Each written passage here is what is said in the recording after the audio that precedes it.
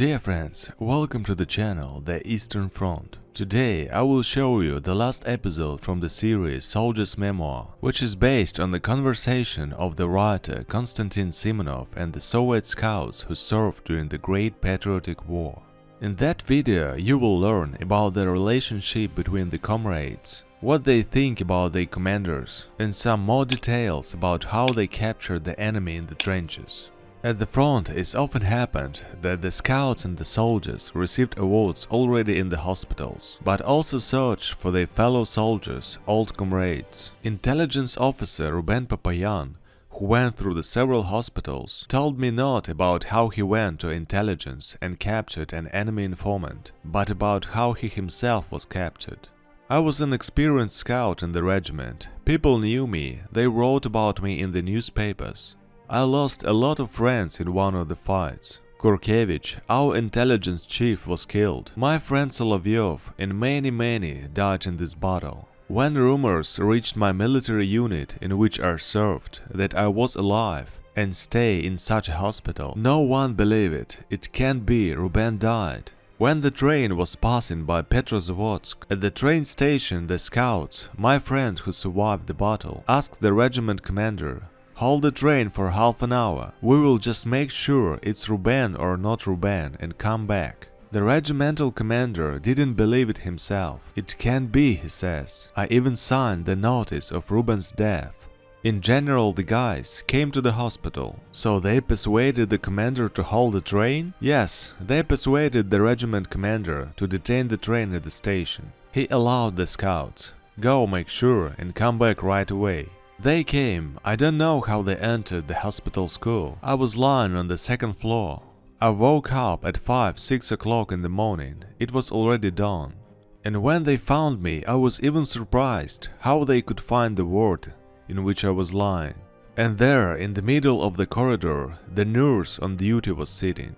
I don't know how she was persuaded.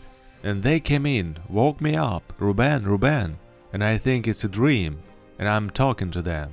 I opened my eyes and saw Yegorov, Saltykov and Maximov.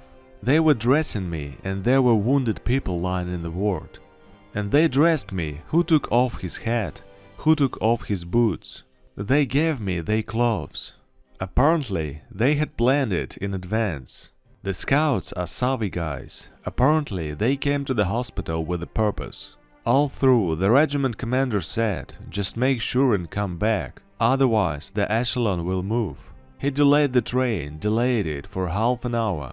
And I see, they tied the sheets and lowered them from the second floor, because apparently the door is closed and they may have come in from there, through the window or how, I don't understand. It was a winter, they let me down like that. And to be honest, I didn't want to part with the hospital. There were very good doctors there. It still kind of annoys me. They treated me so diligently, appreciated me, treasured me. I've done 1,000 surgeries, but this one is my pride. That's what the professor said, who saved my life. Did they let you down through the window? Yes, they lowered me by the hands and ran to the train station. I didn't want to leave the hospital, but not because I don't want to fight again. They were just so proud of me that they put such a seriously wounded man on his feet. As soon as they brought me to the train station, they immediately put me under the bunks on the train. After 10-15 minutes, the alarm rose in the hospital that the wounded man was stolen. I will never forget the next episode of my life. Nurse Masha with a book in her hands, crying. She was a nurse, and duty nurse Anya also came. They say, "Well, at least sign that you took the wounded man. They will put us on trial." I heard this from under the bunk, and I couldn't stand it anymore. And what do the scouts say? And the scouts say, "No, there is no such wounded person here." They're afraid that they will take me back to the hospital. Well, I tell my comrades in arms from under the bunk, it's not right, they treat me well. Everyone did something to restore my health. And my scout said, "Ruben, we're going to reform our units. We're not going into battle, we don't want to lose you again." But I went out. Nurse Masha came and said, "Well, Ruben, sign it, because we will put on the trial." Well, I signed the documents and 10 minutes passed and the train started moving. I can only add that the train in which Ruben was hidden changed direction and took him not to reformation but straight to the war. Just like Ruben, I also questioned other scouts. Not only about the battles, but in general, what was in their lives, what was interesting, difficult about their comrades, commanders, and various things that they will tell you about answering my questions. The scouts had the most valuable thing: we didn't abandon each other. That was the most important thing. We always supported each other, always. And the most important thing was not to leave a comrade anywhere, either wounded or killed. We had such an order, dead or alive, but we need to get a comrade out. We had such cohesion, you know, we could say we divide the bread in half. That was the most important thing for us. Konstantin Vasilievich, and what do you as a scout say about your commanders? If not about all of them, then at least about one of them. I remember this last one, Captain Timoshuk, was our chief of intelligence of the regiment. Well, he held on for more than a year. He was a man of a desperate courage. It came to self-sacrifice, his desperation and courage to recklessness sometimes. In this case, it can be said that the bullet is afraid of the brave, bayonet doesn't take the brave, so he literally climbed into a fire and water and nothing happened to him. Well, after all, in the end he was wounded, and wounded far from intelligence, by an accidental shell. A stray shell exploded and both his legs were broken. And to you, Vasily Ilyich, which of your commanders are remembered? We had one guy, he went with me. He was good as a platoon commander. Korotkov was a Siberian. He didn't walk behind like the whole command. He walked in the middle. He was brave. He was not afraid of anything. The intelligence chief was a good one. He was from the city of Ryazan. These were the commanders. We were very lucky with them. They took care of us. He said, if I lose these people, these are the eyes and ears in the division. I'll be blind without them then. And in general, the life of a soldier largely depends on how much the commander protects them, right? Quite right. If the commander is good, the soldiers will go for him and will never give offense to him. Konstantin Alexeyevich, you and other comrades have already told me a lot about the profession of a scout. But just as a person, what experiences do you have associated with this work? What do you remember? Of course, it's impossible to say that scouts are not afraid of anything. Scouts are also ordinary people. They are not devoid of feeling of fear. I left for each task with such a feeling that you may not return from the task. It's hard for me to talk about the other fighters. Everyone was worried in their own way. Someone was thinking about relatives, about family. Those who didn't have a family said goodbye to their beloved, to the comrades. Of course, it's difficult to convey all the feelings. Vasily Ilyich, what did you feel before you left for intelligence? Somehow we got a task. Some were asleep and some were not. Most were not asleep. Because each of us thought that he was going to reconnaissance. And whether he will come back is not clear. So it was restless in my soul. And what was the hardest, the most difficult in the work of a scout? Well, in the war, the scout always had to be wet as usual. You go on a mission and return all wet. Another time there is nowhere to dry things. The foot clothes are wet, the uniforms are wet. Another time we came from a mission and there was no dugout. So somewhere under the Christmas tree in 2 our coats, we lay down on one, put on the other. In the snow it was hard for us, because we need rest, because we walked at night, rest was required. So we were powerless when we didn't rest, of course. That was the hardest thing for us. And the suppers were always the same with you or not? No, the suppers were changed, because without suppers we are nowhere. We were always given to suppers. Were there among the suppers such as you are used to, with whom you often went on reconnaissance? Of course, there were some brave guys, so they gave us this too. Their job was to cut through the wire and clear the passages. We go forward, and they stay and wait for us. They will not come back alone, but they already coming back with us. They were waiting for you? They are waiting for us on the passage, of course, so that no one get lost. They make a small passage for us, there are only a few meters. That's where we're going. Anything can happen. Panic can happen, or shooting can start in a war. Anything can happen. Someone may have turned not to the right, but to the left, stepped on a mine, and everything was blown up. Blew himself up and also made a fuss. But as you know, if the mine exploded, they were connected on the wires with each others, and after the first explosion, others started to blow. Just hook them a little, and there will be trouble. So the sappers played a big role in this sense. Yes, the sappers played a big role. Did you remember the bravest, right?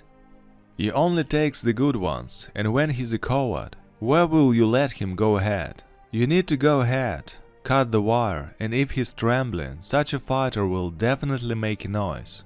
We weren't even allowed to cough, we ate the grass. If you want to cough, then take the grass and chew.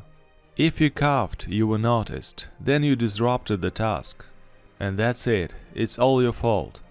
If you remember the whole war, from the beginning to the end, count in your mind how much did you, Vasily Ilyich, go through and crawl through the war. From the Ural region to Berlin, 3,000 probably will be. Crawling 100 kilometers, that's for sure. Sometimes you crawl 500 meters back and forth. I ruined a lot of uniforms. Vasily Ilyich, I want to ask you about the relationship between the scout and the weather. That's how I asked other comrades, their attitude towards weather, because now we love the good weather. Yes, it's a good one now. Well, then there was a weather for the scouts. Snow, blizzard, rain with wind. It was our favorite weather. And when the weather was good, then it was already unpleasant for us, because it's created the good visibility for the enemy, and it was unpleasant for us, very unpleasant. The Germans were freezing at night in the trenches, and that's what they came up with. A German is standing at the trench, wrapped in a blanket. He will tie a string to a machine gun and to a button. When he falls asleep, he stretched back, the rope works. A burst from the machine gun will give and wake him up. And did you capture such machine gunners?